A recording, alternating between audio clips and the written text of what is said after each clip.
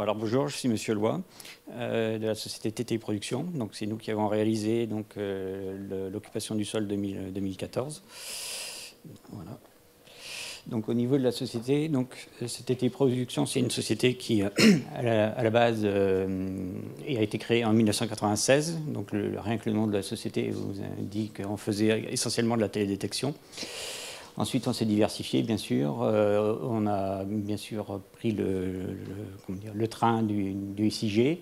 Et donc maintenant, TTI fait en fait du traitement d'image, de la photointerprétation et de la production de MNT au sens très large. En fait, on a beaucoup plus d'activités que ça.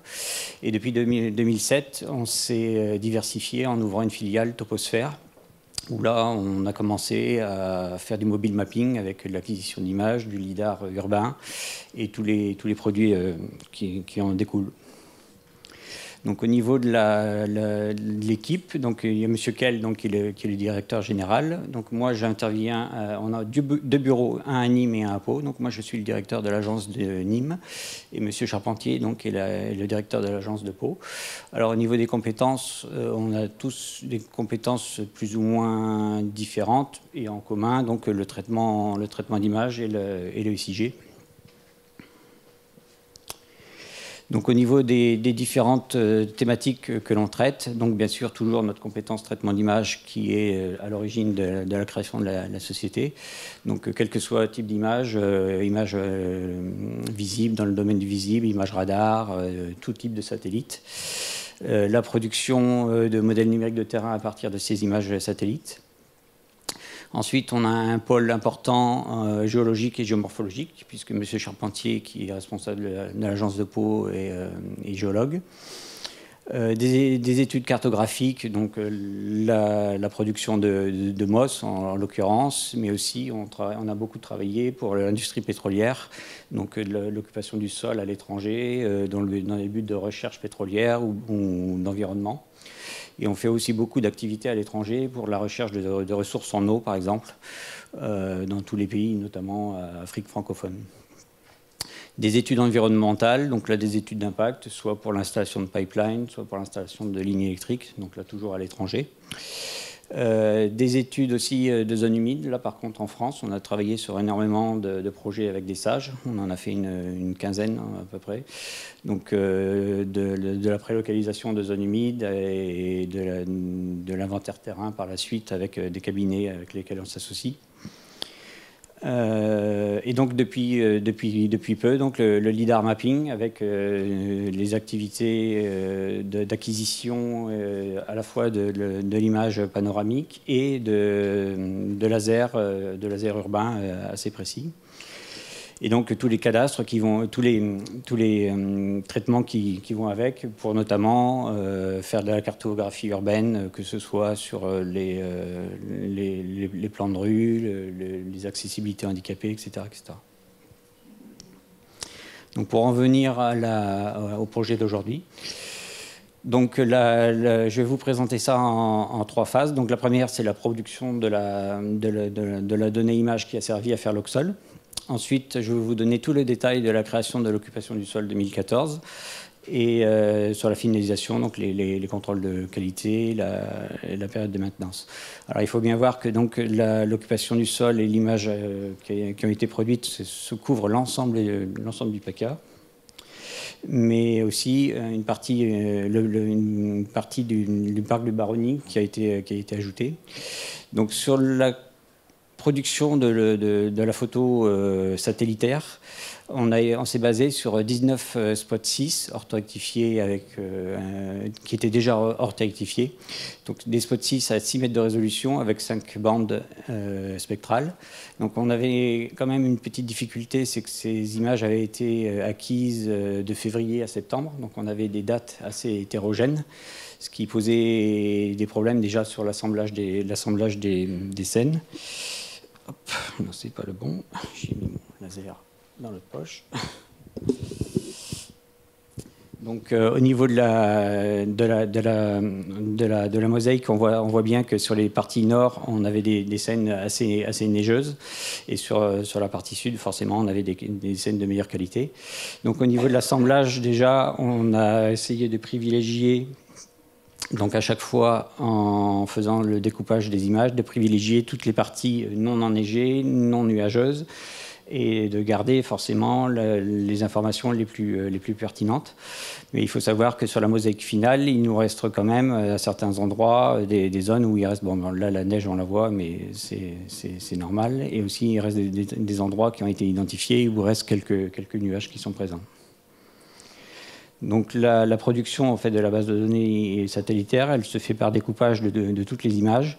Et le recouvrement des images étant relativement faible, on a eu quelques petits problèmes aussi au niveau de l'égalisation des couleurs entre toutes les scènes, notamment parce qu'il y avait des images d'été qui étaient jointives avec des images d'hiver. Donc les végétations complètement différentes, des problèmes d'ombre qui sont différentes, etc. Donc si vous avez manipulé ces images, c'est normal qu'à certains endroits, il y ait des petites imperfections. Mais dans l'ensemble, le résultat était quand même vraiment optimal. Donc la production de l'orthophotosatellite a été faite sur les 4 bandes radiométriques du spot, avec une production d'un pixel donc à 6 mètres en Lambert 93. Ont été produites donc 2 mosaïques, une en couleur naturelle et une en couleur infrarouge. Alors il faut savoir que pour des problèmes d'assemblage de scènes et d'amélioration de la qualité, toute la partie mère avait été enlevée pour avoir des histogrammes plus facilement manipulables. Et du coup, un masque vectoriel a été proposé si jamais vous voulez faire des posters, etc. Ça vous permet quand même d'avoir un fond qui correspond à la mer. Donc sur l'occupation du sol elle-même, donc quelques faits. Donc la surface à traiter était quand même relativement importante, faut pas l'oublier. Donc il existait donc beaucoup de données exogènes qui étaient assez précises qu'on pouvait utiliser. Et la référence de couverture image, c'est celle donc, que je vous ai présentée, donc les images spot de 2014, sachant qu'on avait à disposition forcément les images BD Ortho, mais qui n'étaient pas toutes de 2014, donc qui étaient de dates hétérogènes et qui étaient essentiellement concentrées sur des périodes estivales. Ensuite, au niveau du choix méthodologique, le but de l'opération, c'était d'utiliser au maximum les données exogènes qui étaient à disposition, utiliser la classification pour toutes les parties qui étaient les plus importantes sur le territoire, et donc optimiser la classification, dans le but à la fois de gagner du temps, un coût de production et d'avoir un résultat optimum. Et donc réduire autant que possible la partie photo-interprétation qui, malgré tout, était nécessaire pour certaines classes. Donc les paramètres à prendre en compte, c'était l'échelle de restitution qui était attendue à peu près au 50 millième, des UMC qui étaient de l'ordre de 5 millièmes de 5000 m2, excusez-moi, sur les zones urbaines et de 25 000 m2 sur les zones naturelles et agricoles, avec quelques exceptions, par exemple 3 000 m2 sur les zones humides, les serres, etc.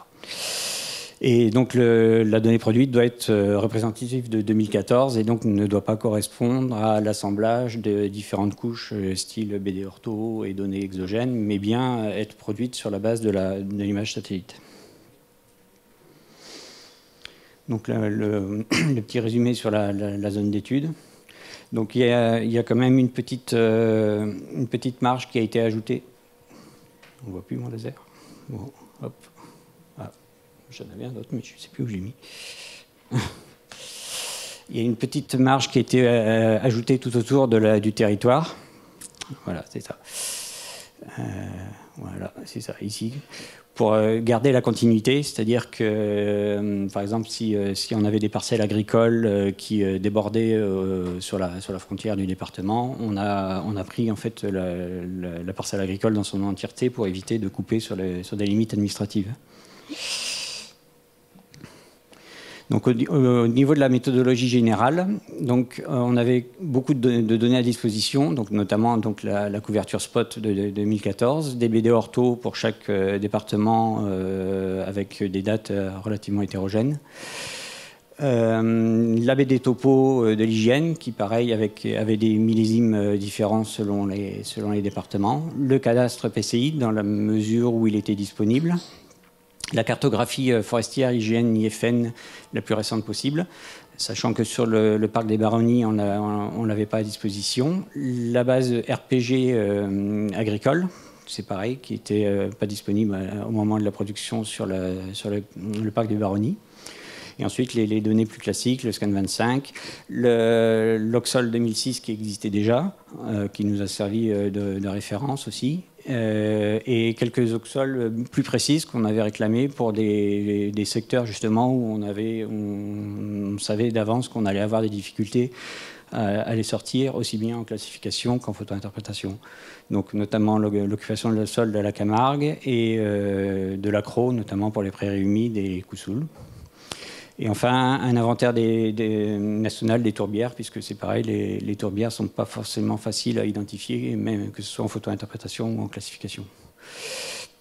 Donc, au niveau de la méthodologie générale, c'est un mélange de différentes techniques qui nous permettaient d'avoir un résultat optimal, aussi bien en temps de production, en coût et aussi en qualité. Donc, la première étape, comme dans tous les MOS, c'est la création du squelette, donc le réseau hydro et le réseau routier. Ensuite, une étape de photo-interprétation pour compléter certaines entités qui sont difficiles à sortir en classification. Une étape où on utilise le cadastre pour appréhender tout le côté habitat du territoire. L'utilisation de Landsat 8 qu'on a préféré à la Mosaic Spot pour certaines occupations du sol, notamment les sols nus. La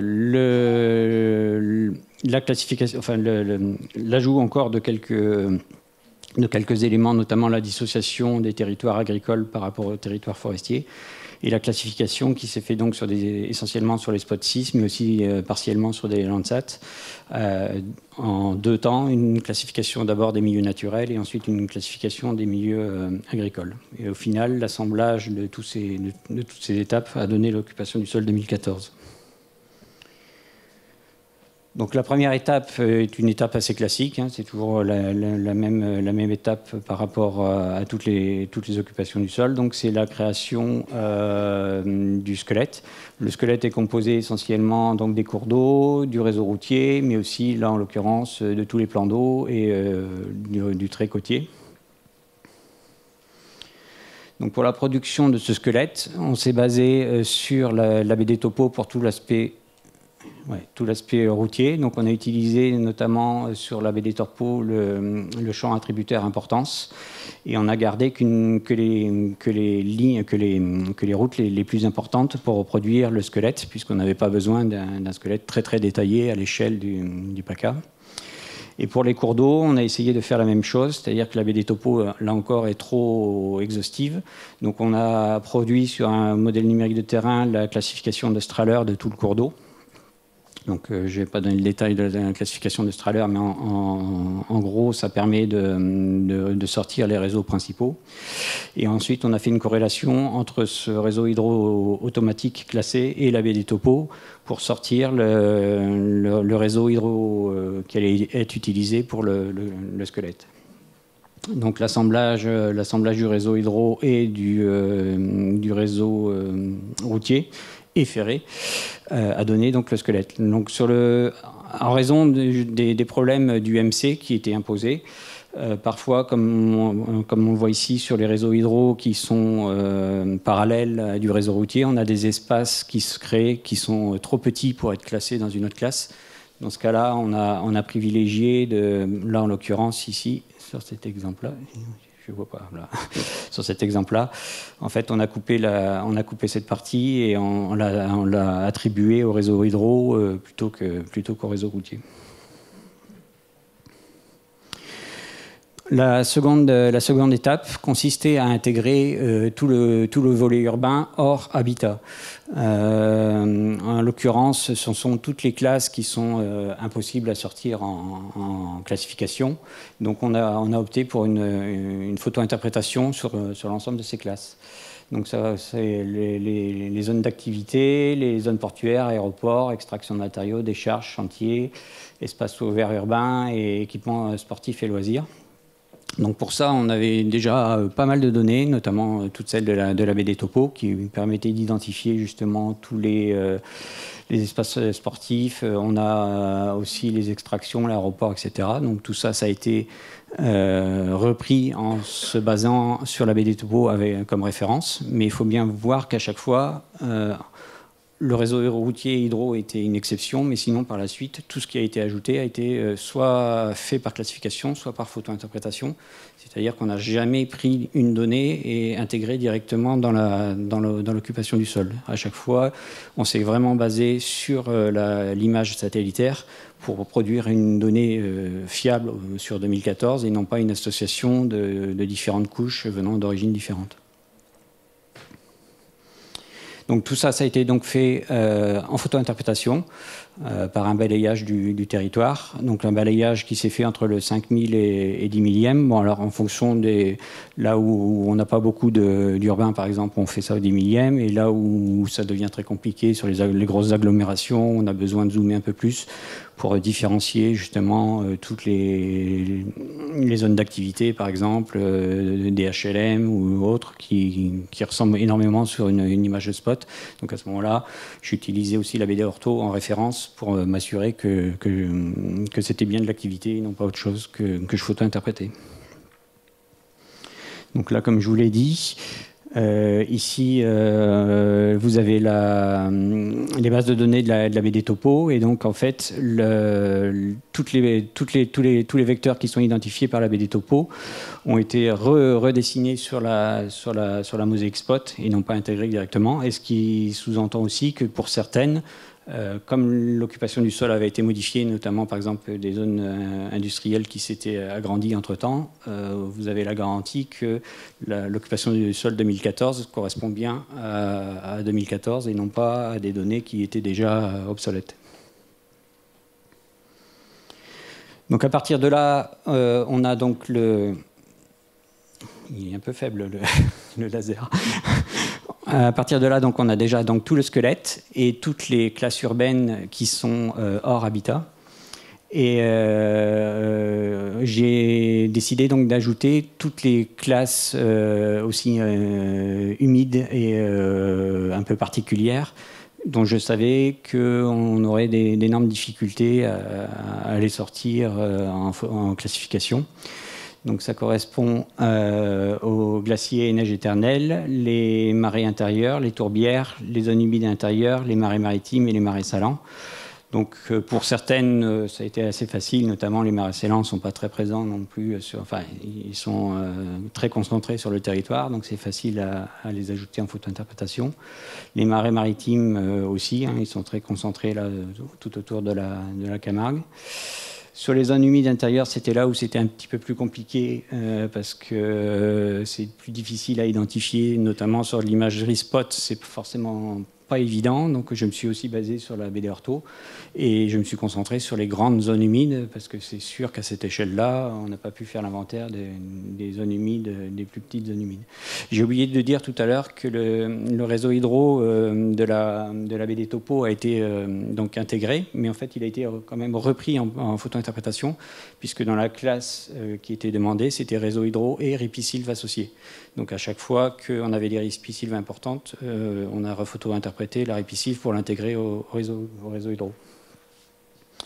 Donc ensuite, sur les glaciers et neiges éternelles, en fait, il y avait, comme vous avez vu sur la spot, il y avait énormément de zones neigeuses, mais qui ne correspondent pas forcément aux neiges éternelles. Donc c'est là où aussi on s'est basé sur les Landsat pour essayer de prendre la superficie neigeuse la moins importante possible en fonction des différentes images qu'on avait sur l'ensemble des mois de l'année 2014 et un petit peu débordé sur 2015 puisqu'on cherchait les meilleures dates d'hiver en fait.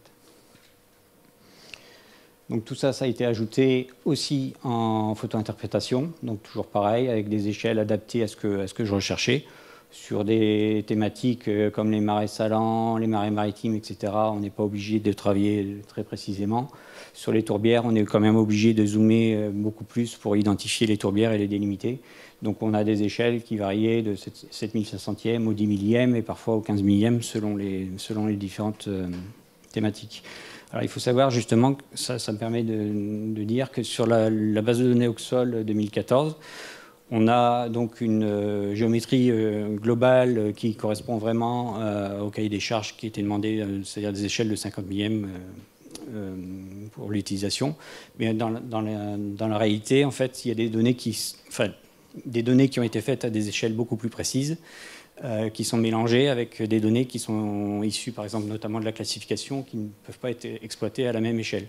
Donc, c'est normal, quand vous regardez l'Oxol, vous pouvez voir des transitions de détails et de qualité de tracé en fonction que vous allez tomber sur des données qui ont été faites en PIAO et des données qui auront été faites avec la classification. Donc sur chaque classe, donc sur la nomenclature CRI jusqu'au niveau 3, nous avons aussi produit donc un guide d'interprétation que je pense qui est à disposition aussi sur le site, je pense. Donc qui redécrit à chaque fois donc toutes les classes, les paramètres qui ont été utilisés pour essayer de déterminer ces classes-là, donc avec l'indication de savoir si on a fait plutôt un volet classification ou photo-interprétation. Et dans le cas de la photo-interprétation, les données qui ont été utilisées en référence pour essayer d'améliorer la qualité de la donnée. Et des exemples à chaque fois, plusieurs cas pour bien montrer quelle était la différence entre la BD ortho, la spot infrarouge et la spot couleur. Donc là, on voit quand même bien sur ces exemples-là que, après, c'est sûr que quand on a la base de données dans les mains et qu'on a la BD ortho aussi dans les mains, on a toujours tendance à vouloir superposer les deux. Il faut se rappeler quand même que le travail a été fait sur du spot à 6 mètres et non pas sur de la BD ortho. Et là, on voit bien la différence. Là, on est au 10 millième, là, au 5 millième. Donc, si vous voyez que les limites ne correspondent pas forcément sur vos BD ortho, il faut vous rappeler quand même que la donnée n'a pas été produite sur une BD ortho. Et c'est normal que les limites ne correspondent pas à la BD ortho.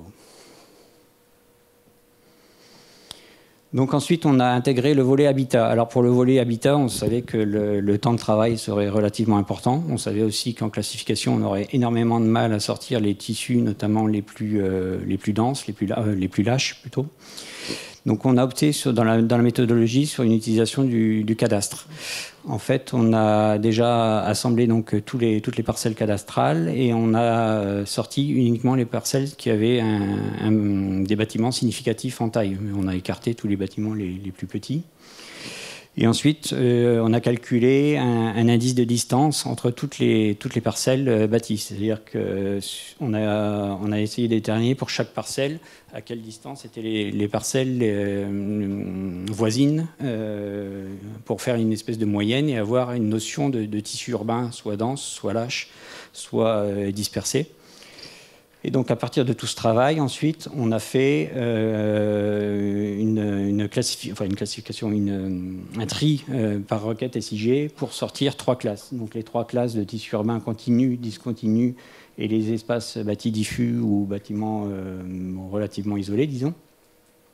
Donc la méthodologie a relativement très bien fonctionné, à une exception près, c'est dans les centres urbains. Dès qu'on était vraiment dans des zones d'habitat très denses, de toute façon Marseille, Nice, etc., où là on a des soucis parce que par exemple on peut avoir des zones HLM qui correspondent donc à du collectif et qui sont des grandes surfaces au niveau de la parcelle cadastrale et qui, au contraire, au niveau du bâti, correspondent à des toutes petites surfaces par rapport à la parcelle elle-même. Parce que dans les critères de sélection pour le tri entre les 3 classes, donc on avait à la fois jouer sur la distance entre les parcelles voisines, mais aussi le ratio de surface construite par rapport à surface non construite dans la parcelle. Ce qui nous permet, par exemple, de savoir que quand on est sur du 100%, on est sur du centre urbain, les parcelles non construites en plein centre urbain. et que plus on va vers le pavillonnaire et plus on va vers l'habitat isolé, en général, on a beaucoup plus de surface de terrain non construit et une petite maison construite dessus.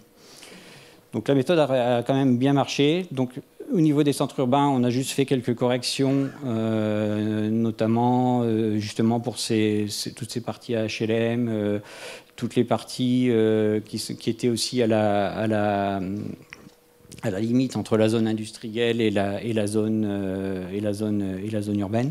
Donc j'ai refait quelques petites modifications en photo-interprétation sur ces zones pour améliorer le résultat, mais dans l'ensemble, on avait quand même sorti un très bon résultat. Il faut savoir aussi que le cadastre n'était pas disponible sur l'ensemble du territoire, décidément. Il a des petites faiblesses. Notamment, on n'avait pas à disposition sur les baronnies et il y avait quelques communes qui manquaient, qui n'étaient pas encore digitalisées. Donc sur ces communes-là, en fait, comme je n'avais pas la possibilité d'appliquer la même méthodologie, j'ai fait une photo-interprétation intégrale de l'habitat, en respectant à peu près les mêmes critères, mais cette fois-ci en me basant uniquement sur le visuel de la spot. Donc là, vous avez un peu le résumé de toutes les étapes au niveau de la gestion du cadastre. Donc l'identification de toutes les parcelles en fonction à la fois du ratio bâti-non bâti et de la distance entre les différentes parcelles. À partir de là, donc, comme vous le savez, le cadastre, ce n'est pas forcément un produit facile à manipuler. On a des parcelles qui ne sont pas forcément jointives, puisqu'il y a des petits réseaux routiers, des petits réseaux hydrographiques qui le traversent. Réseau routier donc, qui n'était pas intégré dans la base, donc qui nous posait tout un tas de problèmes. Donc on a utilisé des méthodes de bufferisation de toutes ces parcelles pour essayer de combler donc, tous les trous qui correspondaient à tout ce réseau routier qui n'avait pas été pris en compte pour l'Oxol. Et essayer donc de combler tous ces vides, tous ces trous, pour obtenir un produit fini qui correspondait vraiment à ce qu'on pouvait attendre d'une photo-interprétation, par exemple d'un Oxol, c'est-à-dire en prenant en compte non pas des petites parcelles isolées, mais bien un tissu urbain global correspondant à la nomenclature qui était définie. Donc à partir de là, comme pour mémoire, donc on avait quasiment toutes les zones humides, le réseau hydro, réseau routier, tout l'urbain cette fois-ci, puisque j'avais déjà fait l'urbain non habitat en photo-interprétation et que là on a ajouté tout le cadastre au niveau de l'habitat. Donc il me restait donc à ajouter les autres classes. Donc au niveau, j'avais choisi... mon objectif était de n'avoir plus au moment de la classification que d'avoir les milieux naturels et les milieux agricoles. Donc il me manquait encore quelques classes que je ne pouvais pas faire facilement en photo-interprétation. Bon, les zones incendiées étaient très, très réduites, donc c'était beaucoup plus facile de les sortir en photo-interprétation. Ça n'a pas pris beaucoup de temps et il faut savoir que dans la classification, moins on a de classes et plus l'image que l'on veut classer se concentre sur ce qu'on veut classer et n'intègre pas des éléments perturbateurs, et meilleure est la classification. Donc j'ai sorti donc toutes les plages, roches nues, végétation clairsemée, les zones incendiées sont faites en PO, avec une autre technique qui est l'utilisation des indices de végétation NDVI que j'ai fait sur les Landsat. Pourquoi sur les Landsat? Parce que si vous vous souvenez bien, sur les images spot, on avait des images spot qui étaient très très enneigées. Et l'avantage d'utiliser les images Landsat, notamment sur les périodes d'été, c'est qu'il y avait quasiment plus de neige. Donc j'ai fait cet indice NDVI sur les Landsat et j'en ai sorti les classes de roches et sols nus et de végétation clairsemée, simplement sur le NDVI qui est un nombre correspondant à la quantité de végétation sur le territoire.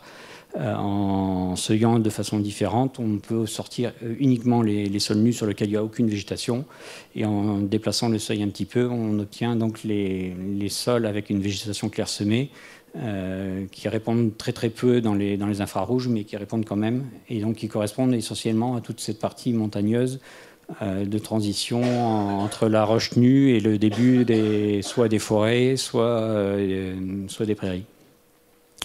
Ce travail de NDVI, je l'ai fait essentiellement, je ne l'ai pas fait sur tout le territoire, je l'ai fait essentiellement sur le nord du territoire, puisque c'était là que j'allais avoir beaucoup plus de sols nus et de sols clairsemés, alors que dans le sud, on était vraiment concentré sur d'autres thématiques, notamment la garrigue, et enfin c'est des sols hétérogènes où on retrouve beaucoup de fractions minérales avec beaucoup de fractions végétales, et donc on n'a pas du tout la même occupation du sol.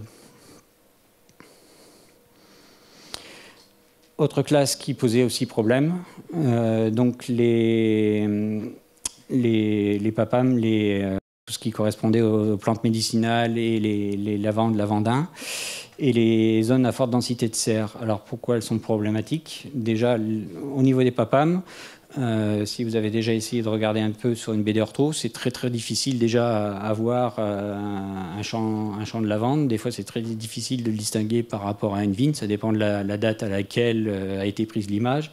Si en plus la lavande est déjà récoltée, on a quasiment un sol nu, on n'a quasiment aucune chance de voir la lavande. Donc ça, c'est vraiment une classe qui a été très très très difficile. Et en fait, il s'est avéré que ni en classification, ni en photo-implantation, j'avais la possibilité de les sortir. Donc, dans un premier temps, j'avais vraiment presque abandonné l'idée d'avoir un produit vraiment fiable au niveau des papam. Et je me suis aperçu que sur le Google Earth, on avait une image satellite enneigée. Et en fait, le fait qu'elle soit enneigée, on voyait très bien les lignes de lavande. Et elles étaient plus faciles à distinguer que les lignes de vigne, par exemple. Et donc, en fait, j'ai fait une photo-interprétation en me basant donc, sur les images enneigées de Google Earth et en faisant un report sur les images de 2014. Et c'est comme ça que j'ai réussi enfin à sortir ces papam qui du coup sont assez exhaustives, qu'on retrouve sur des baronnies jusqu'au sud du territoire d'Aix et même un peu plus à l'ouest. Donc on a vraiment quelque chose qui correspond malgré tout à l'année 2014, puisque cette image satellite était relativement proche de l'année 2014. Et qui m'a permis donc d'avoir un résultat optimal au niveau des papam. Au niveau des serres, le problème aussi, c'est que ce n'est pas les serres, mais des zones à forte densité de serres. Ce qui veut dire qu'en fait, on a, en raison de l'UMC qui était de 3000 m², on ne peut pas sortir les serres de façon ni automatique par déclassification, parce qu'on va se retrouver avec plein de petits pixels isolés qu'il va falloir rattacher entre eux pour respecter les UMC. Donc en fait, j'ai préféré les traiter en photo-interprétation.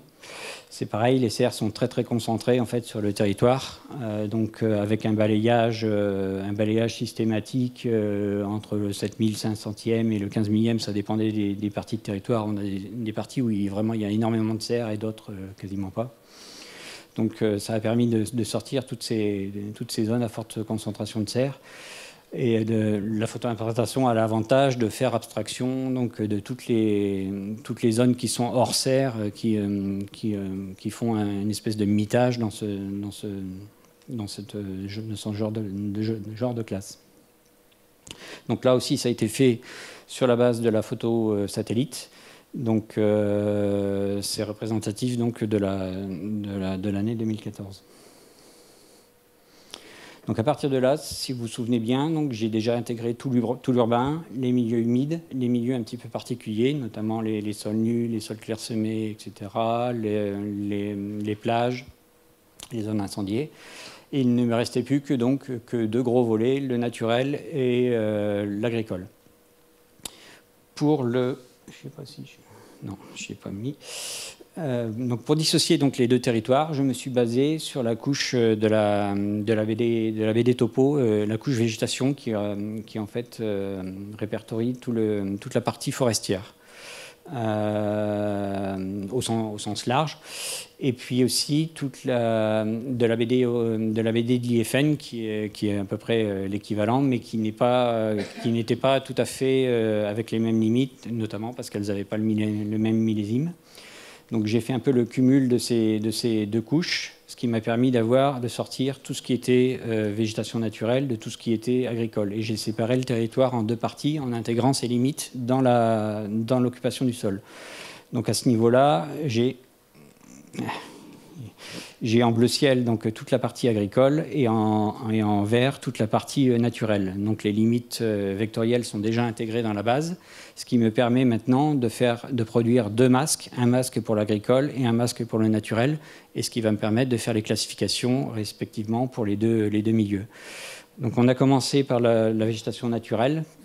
On savait que c'était ce qui allait être quasiment le plus facile par rapport à la classification agricole. Alors, il faut voir quand même que ce n'est pas sans problème, parce que du nord au sud du territoire, on a quand même une très très grande variété au niveau de l'occupation naturelle.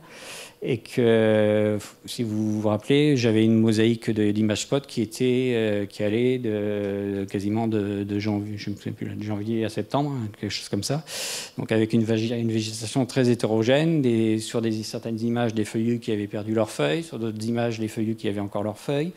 Les problèmes de classification qu'on connaît, c'est-à-dire des feuillus qui gardent leurs feuilles en hiver et inversement des résineux qui les perdent en hiver aussi. Donc c'est quand même pas une classification, c'est quand même pas quelque chose de facile à cette échelle-là, à l'échelle d'une région entière. Donc on avait donc les feuillus, les conifères, les forêts mélangées. Les pelouses et pâturages naturels, landes broussailles, maquis et garrigues, et forêts et végétation arbustive en mutation et végétation clairsemée. Donc, on a fait essentiellement la classification donc sur les spots, mais très localement, déjà parce qu'il y avait des parties enneigées aussi sur les spots qui nous embêtaient. On avait aussi utilisé un peu des Landsat sur certaines parties, mais pas sur l'ensemble du territoire.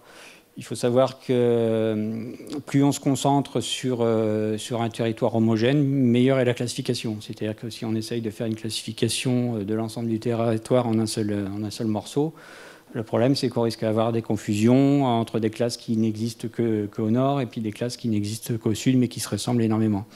Donc on a plutôt intérêt à traiter la classification par secteur, par grand secteur homogène, et tenir compte aussi de la date de... Il faut que j'accélère. Que je prenne aussi compte de la date d'acquisition des photos. Donc la classification a relativement bien marché. On s'est simplement heurté à quelques petits problèmes, notamment sur les milieux un peu particuliers, notamment les forêts et végétation arbustive en mutation, les végétations clairsemées, les maquis et garrigues, qui sont des milieux qui sont très hétérogènes. Comme je vous ai dit tout à l'heure, on retrouve de la fraction minérale avec de la fraction végétale, avec des proportions qui varient. Et donc en classification, le problème, c'est qu'on se retrouve donc avec un mitage. Chaque petit parcelle végétalisée va se retrouver sous forme d'un tout petit polygone. Et la notion de garrigue fait appel à un ensemble, en fait. Tout comme avec le tissu urbain, on considère comme garrigue à la fois la fraction minérale et la fraction végétale. Donc on a développé des algorithmes qui nous permettaient de traiter tout ce petit mitage et d'obtenir des enveloppes plus propres. On a aussi validé donc à partir de la nomenclature IFN, de la couche IFN qu'on avait à disposition, mais il faut savoir que la nomenclature IFN ne correspond pas forcément bien avec la nomenclature du CRIJ, donc on ne peut pas faire un parallèle direct. Ceci dit, quand on regarde le résultat entre là en couleur, notre résultat à nous et sur les limites jaunes, on voit quand même qu'on retrouve les grands ensembles qui correspondent relativement. Et ça vous montre bien aussi que ce n'est pas l'ABD IFN qui a été intégré dans l'Oxol, mais c'était bien toute la classification, tout a été fait sur les images de 2014. Sur les classes un peu particulières, donc comme je vous disais, notamment, on avait aussi le problème du maquis garrigue, ce qui nous posait problème par rapport à l'an des broussailles, c'est que c'est juste un problème de définition. mais au niveau du résultat sur l'image satellite, on obtient quelque chose qui se ressemble énormément en fait. Donc on a utilisé la base de données géologique et une base de données qui nous mettait en évidence les secteurs où on avait plus ou moins de garrigues. Alors la carte n'était pas plus détaillée que ça. À partir de là, donc j'ai produit une zone de probabilité de présence de garrigues et j'ai séparé donc les classes Landais broussailles et maquis garrigues à partir de ce masque. Au niveau de la classification, les erreurs les plus connues, c'est notamment tous les espaces qui n'ont pas des limites franches, comme ici, par exemple, on voit ici on a de la forêt, ici on a de la lande ou du revenu, et puis là on va se retrouver avec des zones qui sont entre les deux et qui donc sont très limitées. Donc forcément, on va avoir des limites qui vont un peu fluctuer en fonction de cette occupation du sol. On peut par exemple avoir la forêt qui va un petit peu déborder parce qu'il y avait plus de forêt sur ce territoire, et inversement sur les territoires ici où les arbres étaient beaucoup plus petits, ça peut éventuellement passer en landes des broussailles. Donc des mélanges, comme je vous disais. Et puis après, on avait aussi des éléments perturbateurs comme les ombres, l'humidité, la brume, etc. Donc les feuillus résineux mélanges, c'est toujours aussi un problème. Alors on sort très bien les feuillus et les résineux quand ils sont purs. Et dès qu'on a des mélanges, alors si c'est des petits bosquets à l'intérieur, ça va parce qu'en classification, on va le sortir. En revanche, si on a vraiment un mélange 50-50 vraiment parfait, c'est là où on commence à avoir parfois des petites difficultés à sortir la classification. Et donc, potentiellement, il peut y avoir un peu plus d'erreurs sur ces classes-là. Donc, il ne me restait plus que l'agricole. Donc pareil, deux milieux très particuliers, les rizières sur la Camargue et les cultures irriguées en permanence. Donc si vous vous souvenez, au début de la présentation, je vous ai dit que j'avais une base de données Oxol Camargue qui m'était mise à disposition. Donc ça m'a permis de refaire l'occupation du sol en photo-interprétation, parce que là c'est pareil, c'est assez homogène et puis c'est très limité en surface. Et aussi sur les cultures irriguées, parce que ça, de toute façon, ni en photo-interprétation, ni en classification, je savais que je n'arriverais à sortir ces milieux sans une base de données exogène qui m'indiquait très précisément où étaient ces milieux. Et le reste, donc tout ce qui est resté, donc les terres arables, vignobles, arboriculture, oliveraies, prairies. Donc j'ai refait une deuxième classification, cette fois-ci sur le territoire agricole. Donc là, on avait encore le même type de problème, c'est que sur une parcelle agricole donnée, la classification va donner un mitage parce que, par exemple, sur cette parcelle, on voit bien qu'il y a une fraction qui est en végétation, l'autre, par exemple, qui est peut-être un peu plus humide et qui a moins de végétation. Donc la classification, c'est vraiment le résultat de chaque pixel de l'image. On a une classe différente. Et donc l'objectif, c'est de transformer tout ce mitage en quelque chose d'à peu près propre pour l'occupation du sol. Donc pour ça, on a utilisé deux méthodes. Là où on avait donc les parcelles du RPG, on a gardé que les parcelles les plus pures, puisque vous savez que le RPG, en fait, on peut avoir une parcelle avec beaucoup plus d'occupation du sol à l'intérieur, j'accélère. Et donc on a utilisé ces parcelles les plus pures et en fait on a fait la statistique. Par exemple, si on avait de la vigne à des pixels violets à 80-75%, on savait qu'on était majoritairement dans de la vigne, donc on affectait le polygone en vigne. Mais ce n'est pas la donnée du RPG qui a été réintégrée telle qu'on a juste gardé la limite du RPG et en fait c'est la classification qui est venue remplir les parcelles. Et là où on n'avait pas de limite de RPG, puisque vous savez que le RPG n'est pas exhaustif sur l'ensemble du territoire, donc on a traité donc, cet amas de pixels de façon classique, avec une simple... Donc le même traitement que je vous ai montré pour les forêts, avec des filtres qui éliminent petit à petit donc, tout le mitage. Et ensuite, une vectorisation qui nous permet d'avoir des limites de zones homogènes. Alors, c'est sûr qu'entre quelque chose qui a été fait à la main par les déclarations et quelque chose qui est tiré d'une classification, on n'a pas forcément le même tracé. Donc, on obtient vraiment des choses parfois un petit peu plus étonnantes, mais il faut se rappeler qu'on est sur de la classification. Il faut se rappeler aussi que ce n'est pas forcément une thématique facile et aussi que c'est une classification qui est faite sur l'ensemble du territoire. Faut se souvenir que le calendrier cultural, tout au nord du PACA jusqu'au sud, on peut avoir 1 mois, voire 2 mois de décalage. Donc c'est pas forcément évident de sortir ces classes. Juste un petit mot sur les thèmes agricoles complexes. Donc les cultures associées aux cultures permanentes, que ce soit en classif ou en photo-interprétation, s'il n'y en a pas de données pour les contrôler, c'est quasiment impossible à sortir. Les systèmes culturaux mixtes avec du petit parcellaire complexe, là c'est pareil. En classification, cette classe n'est pas forcément bien adaptée à la classification, puisqu'on va se retrouver avec un mitage. Et comme vous avez vu, le mitage, j'essaye de le lisser pour avoir des parcelles homogènes. Et les territoires principalement occupés par de l'agriculture avec présence de végétation naturelle, là c'est pareil, c'est quelque chose qui est plus adapté à la photo-interprétation, parce qu'on fait appel à une le photo-interprète analyse le territoire à la façon paysagère, en fait. On va se dire, là, on voit l'ensemble, on a majorité de végétation agricole, et puis dedans, on a plein de petits morceaux de ripiscives, etc. Et du coup, on n'a pas quelque chose d'homogène, et on peut le classer dans ces classes.